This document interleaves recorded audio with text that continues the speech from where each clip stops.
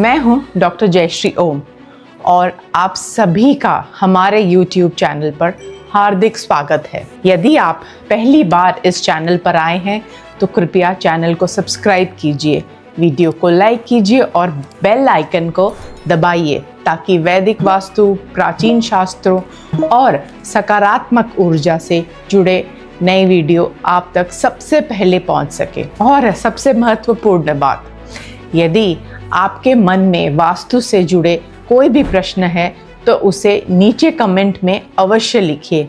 मैं स्वयं आपके प्रश्न पढ़ती हूँ और आने वाले वीडियो में उन्हें उत्तर देने का पूरा प्रयास करती हूँ। आज मैं आपको अपनी पुस्तक वास्तु रेमेडीज़ के बारे में बताने जा रही हूँ। यह पुस्तक केवल कुछ वास्तु टिप्स का संग्रह नहीं है, लगभग 20,000 घंटों की प्राचीन वास्तु ग्रंथों का अध्ययन का सार है।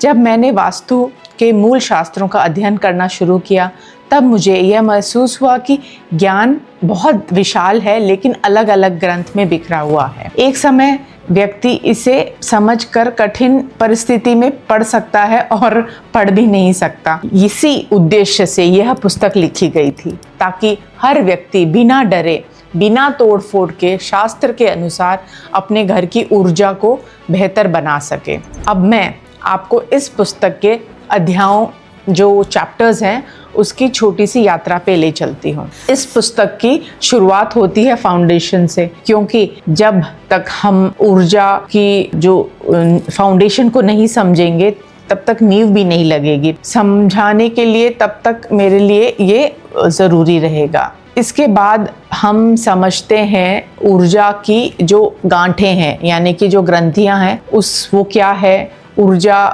कितने प्रकार की है, जीवन में दुख व्यक्ति किस कारण से होता है और फिर उसके सब के समाधान कैसे होते हैं। तो इस बुक को मैंने 3 पार्ट में डिवाइड किया है। पार्ट 1 है इच्छा शक्ति, जिसमें मैंने 5 चैप्टर्स दिए हैं अलग अलग। फिर दूसरा जो पार्ट है वो है ज्ञान शक्ति, जिसमें मैं आपको पूरे जो चैप्टर्स के जो अलग अलग अध्याय है उसके द्वारा मैं आपको ज्ञान बताती हूँ कि वास्तु क्यों लिखा गया था, कब लिखा गया था, कैसे ये फाउंडेशन रखी गई और ये क्यों आया।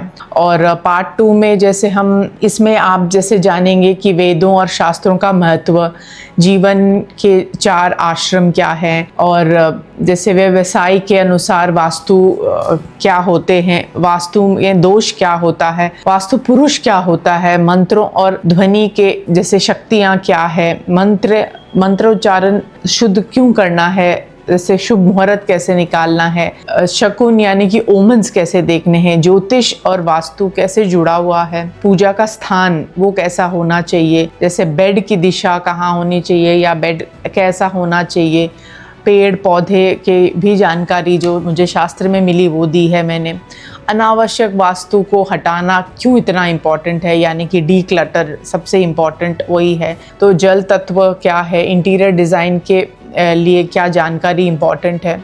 इसके बाद जो पार्ट 3 है वो है क्रिया शक्ति, यानी कि एक्चुअल वास्तु प्रैक्टिस करना, जो भूमि से लेकर पूरे भवन तक की यात्रा होती है। इसमें विस्तार से हम चर्चा करते हैं कि भूमि का चयन या कैसे हो, चुनाव कैसे हो, भूमि खरीदने से पहले क्या बातें ध्यान रखनी होती है, शांति, प्रार्थना, दिशाएं, प्रकृति के जो उपाय हैं वो क्या हैं और जो हमें उपाय करने हैं वो क्या है, मुख्य द्वार कहाँ होना चाहिए, आर्किटेक्चरल प्लानिंग कैसी होनी चाहिए, मर्म क्या है, जो सेंसिटिव पॉइंट्स कहेंगे, घर को ऊर्जा से भरने की विधि क्या है, भूमि के नीचे जो दोष हैं वो क्या हो सकते हैं और उन्हें क्या निकाल सकते हैं, वास्तु की क्या कमियां हैं, उन्हें बिना तोड़ फोड़ बदले कैसे उपाय करें, और अंत में सबसे अधिक पूछने जाने वाले जो प्रश्न है उसका भी मैंने एक लिस्ट बनाया है और वो मैंने एंड में रखा है। तो इस पुस्तक की विशेषता यह है कि केवल सिद्धांत नहीं बल्कि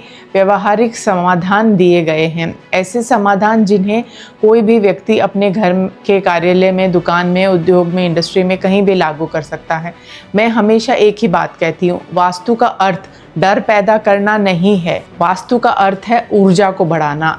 वास्तु का मतलब है वास करना। जब ऊर्जा बदलती है तो विचार भी बदलते हैं, जब विचार बदलते हैं तो कर्म बदलते हैं, और कर्म बदलते हैं तो जीवन ही बदलने लगता है।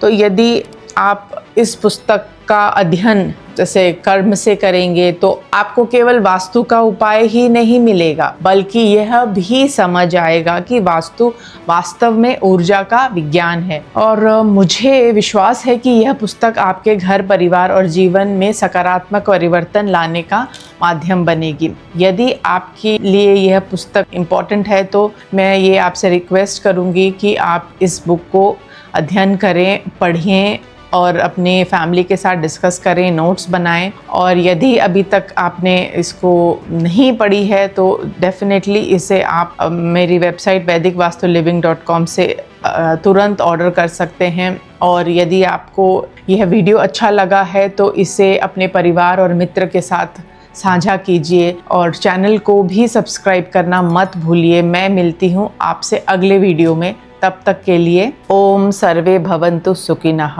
धन्यवाद। जय श्री हरि।